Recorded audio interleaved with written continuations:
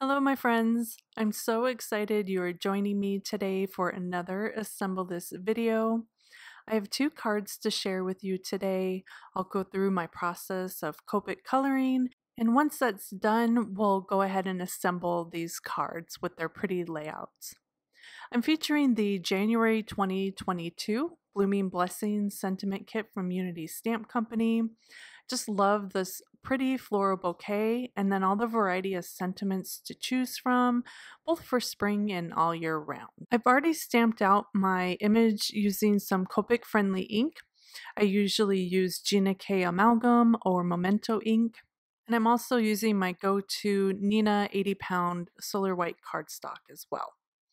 I'm starting out by doing the tiger lilies in this image. I was just really drawn to them first. So I pulled out a variety of yellow and then one orange color marker.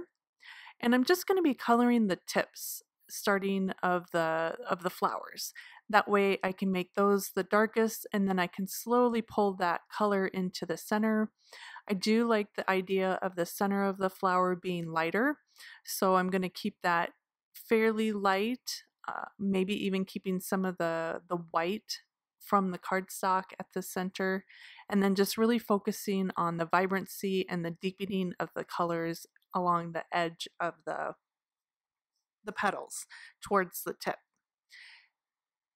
I started out with my kind of medium colored yellow and then blended that with my lighter color and then went in again with a darker color of yellow and then blended that out with my lighter color, and then I'm going in with my orange to really kind of deepen the edge of the petal, and then I'm using that orange color as well to color the stamen of the flower, and then also the dots that you see on the tiger lilies. I'm calling these tiger lilies. I don't know if they're tiger lilies. The other one I saw that they were called were oriental lilies. So that was, I just kind of looked up how these lilies might look in nature. Though I did pick the colors on my own. I don't know if they have yellow ones or not. Next, I moved over to this mum image, and I'm going to color this in a variety of reds. And again, I'm starting with my darkest color just at the tip. I'm going to follow the same type of method I did with the lilies, keep being the tip of the flower darker, so it's kind of creating an ombre look, so it'll be lighter towards the center of the flower. Once I went around with the darkest red, I kind of blended that out slightly with the second darkest red, and then I'm coming in with my medium light shade and just pulling that down. I like to use a flicking motion that kind of creates the variance and the way to pull the color down towards the center of the petal. And then I'm just going to blend everything out with my lightest pink and then come into the center, and I'm using my darkest red to kind of dot around the center of the image and then blend that out just a smidge. And then I'll come in with a bit of brown and kind of dot around that as well, kind of deepen that red center of the flower. And then I'll go over just one more time to really kind of deepen and create more of a shadow around the edge of the flowers. I like with Copic coloring, I'll do one round of coloring, and then once it's done, I'll come in with some of the darker shades and just deepen everything up just to get that contrast of shadow. Now these little fluffy flowers, I don't know what they're called. I'm using a variety of kind of a pinkish purple color. And I started out again with the darkest color, just kind of going around the edge and then coming in with the lightest color. And then at the end, I'll just use my medium color to kind of blend those two together. These were super easy to color. They blended really easily. And then finally, I'm going to focus on the florals. I'm just using one set of greens. I'm not going to make this complicated on myself, so I just grabbed 4 green colors, and I'm going to use them all in variants of light and dark to color each different type of leaf. So here I just started with these larger leaves, And I went in with my second darkest green and then kind of blended that out with a lighter green and then going in one more time, kind of creating the veins or the kind of texture of the leaf by starting at the center of the leaf and then flicking out the color towards the edge.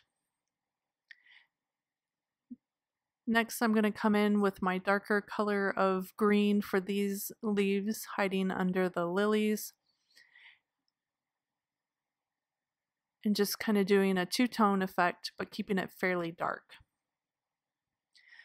Now for these leaves behind the mum, I'm going to do the same type of effect I did with the flowers, where the tips are a bit darker and then the center of the leaves I'll try to keep lighter.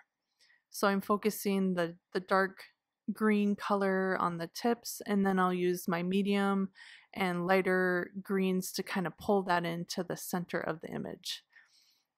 Again, I'm using that flicking motion.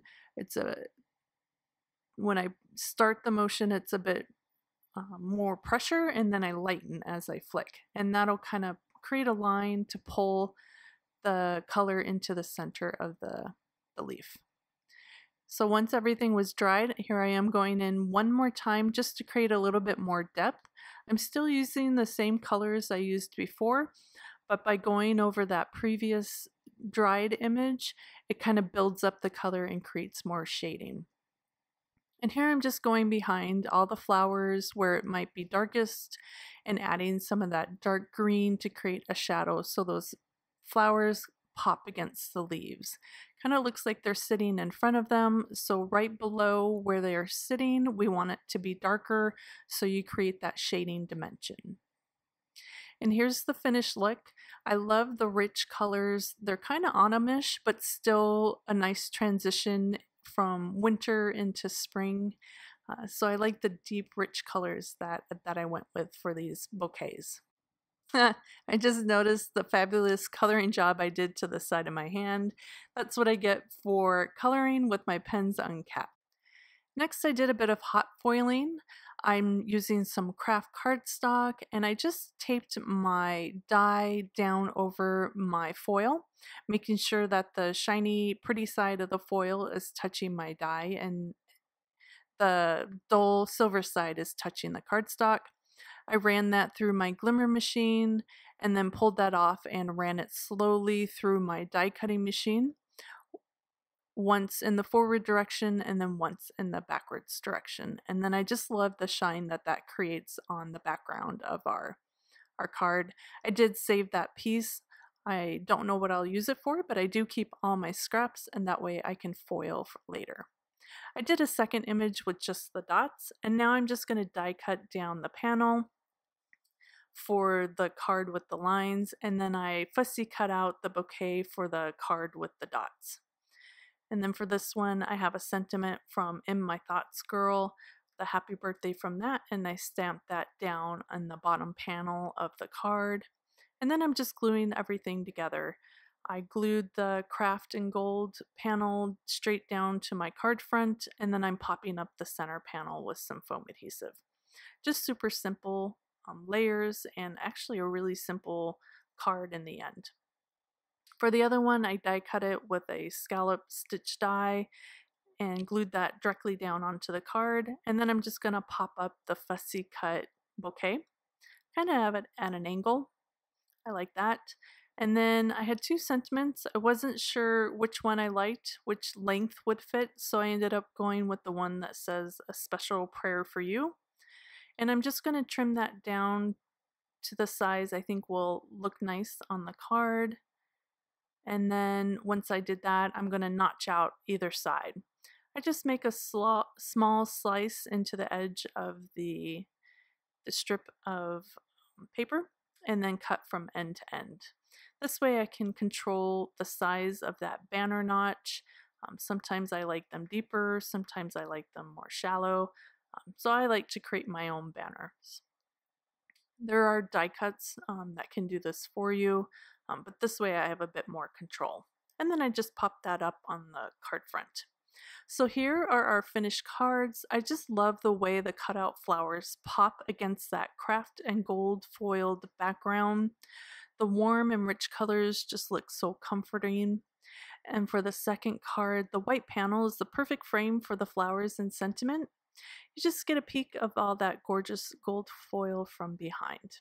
I'll have all my supplies linked in the description of this video. And of course, if you have any questions or a sweet comment, post below. Thank you so much for creating with me. I hope you were inspired, and I'll see you next time. Bye.